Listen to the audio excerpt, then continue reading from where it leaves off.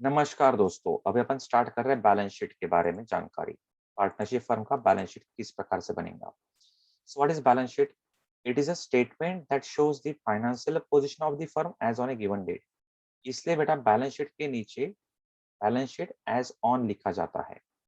Left hand side में liabilities आते हैं, राइट हैंड साइड में आते हैं आपके assets. Balance sheet is a statement, it is not an account. That's why left is not debit, right is not credit. Balance sheet जो बनेंगी अपनी, यानी trading account, profit and loss account और balance sheet बनाना पड़ता है अपने को इस चैप्टर में, फाइनल अकाउंट में। तो trading account, profit and loss account and balance sheet अपने ट्रायल बैलेंस के सहारे बनती है। तो ट्रायल बैलेंस में आपको particulars debit rupees, credit rupees, यानी trial balance is the list of all debit and credit balances. Trial balance में आपको डेबिट और क्रेडिट बैलेंसेस दिए हुए रहते हैं, यानी loan account, furniture account, salary account, ऐसे बहुत सारे आपको नाम दिए रहेंगे। और कुछ के बैलेंस यानी कुछ के फिगर्स, वैल्यूज क्रेडिट के कॉलम में लिखे रहेंगे, कुछ के वैल्यूज लिखे रहेंगे डेबिट के कॉलम में। जिस आइटम का वैल्यू लिखा रहेगा क्रेडिट के कॉलम में उसको बोलते हैं क्रेडिट बैलेंस, और जिस आइटम की वैल्यू लिखे रहेंगे डेबिट के कॉलम में उसको बोलते हैं डेबिट बैलेंस। जैसे लोन अकाउंट 50,000 क्रेडिट में है तो ये क्रेडिट बैलेंस है। फर्नीचर अकाउंट 1 लाख डेबिट के कॉलम में है, ये डेबिट बैलेंस है। सैलरी अकाउंट 5,000 डेबिट के कॉलम में है, ये डेबिट बैलेंस है। डिस्काउंट रिसीव्ड 10,000 क्रेडिट के कॉलम में है, ये क्रेडिट बैलेंस है। कैश 5,000 डेबिट के कॉलम में है, इसको बोलेंगे cash is debit balance. Creditors का क्रेडिट बैलेंस है, और दोनों के टोटल सेम आती है। तो डायलॉग दे रहा हूँ मैं आपको पहला। Item given in trial balance has only one effect. Trial balance में दिए हुए आइटम का एक ही इफेक्ट होगा, यानी हम ट्रेडिंग अकाउंट बनाएंगे, डेबिट क्रेडिट साइड रहेंगे ट्रेडिंग की। पी&एल अकाउंट बनाएंगे, उसकी भी डेबिट क्रेडिट साइड रहेंगी। बैलेंस शीट की लेफ्ट को लायबिलिटीज, राइट को एसेट बोलेंगे। अभी नोटेशन समझ लेंगे। ट्रेडिंग के डेबिट को टीडी बोला अपन ने, ट्रेडिंग के क्रेडिट को टीसी बोला, पी&एल के डेबिट को पीडी बोला, पी&एल के क्रेडिट को पीसी बोला, बैलेंस शीट के लेफ्ट को लायबिलिटीज और राइट को एसेट बोला अपन ने। तो डायलॉग ये है कि अगर ट्रायल बैलेंस में डेबिट में बैलेंस आता है तो वो हमारे लिए या तो एक्सपेंस या फिर असेट रहता है। एक्सपेंस अगर रहेगा तो ट्रेडिंग डेबिट या फिर प्रॉफिट एंड लॉस अकाउंट के डेबिट, दोनों में से एक जगह जाएगा। और असेट रहेगा तो बैलेंस शीट के असेट में उसको डाल देंगे हम। यानी इफ डेबिट तो वो हमारे लिए एक्सपेंस और असेट रहेगा। इफ एक्सपेंस तो वो ट्रेडिंग डेबिट और profit and loss account debit, दोनों में से एक जगह जाएगा। असेट रहेगा तो असेट जाएगा। अगर ट्रायल बैलेंस में क्रेडिट में बैलेंस आता है तो वो हमारे लिए या तो इनकम या फिर लायबिलिटीज रहता है। इनकम रहेगा तो उसको हम पोस्ट करेंगे, डालेंगे उसको ट्रेडिंग के क्रेडिट में या फिर और प्रॉफिट एंड लॉस अकाउंट के क्रेडिट में। लायबिलिटीज रहेगा तो उसको हम बैलेंस शीट के लायबिलिटीज साइड में डाल देंगे। क्लियर?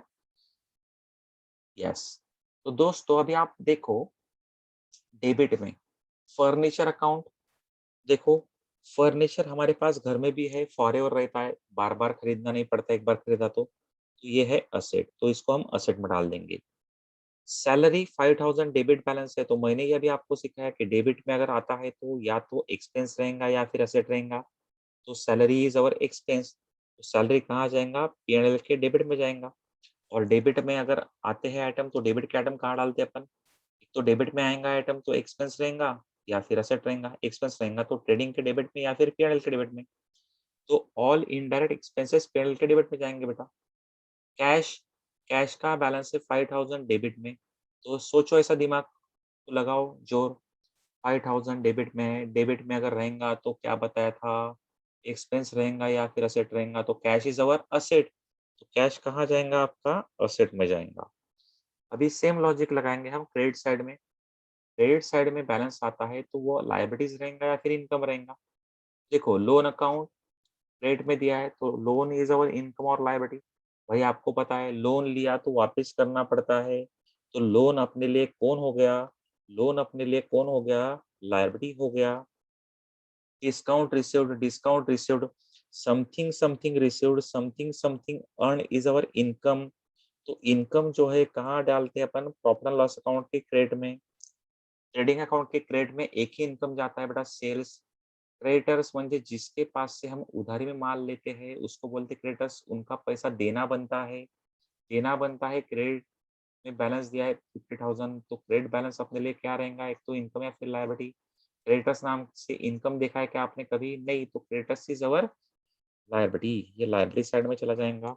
ये हो गया मेरा पहला डायलॉग। अभी मैं आपको सेकंड डायलॉग दे रहा हूँ।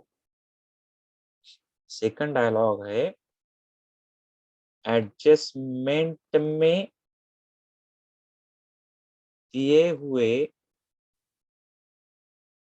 आइटम के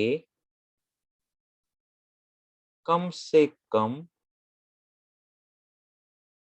2 इफ़ेक्ट होते हैं। 2 यानी क्या? 2 इफ़ेक्ट होते हैं।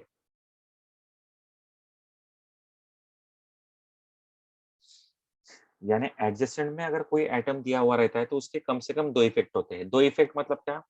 एक तो ट्रेडिंग के डेबिट में जाएगा या पीएनएल के डेबिट में जाएगा या फिर लायबिलिटीज़ में एसेट में जाएगा। दूसरा इफ़ेक्ट ट्रेडिंग के क्रेडिट में या ट्रेडिंग के डेबिट में। यानी ये 1, 2, 3, 4, 5, 6 में से कोई तो भी 2 जगह पे उसका इफ़ेक्ट जाएगा। एडजस्टमेंट का इफ़ेक्ट ये कोई तो भी 6 में से 2 जगह पे जाएगा। Thank you very much friends.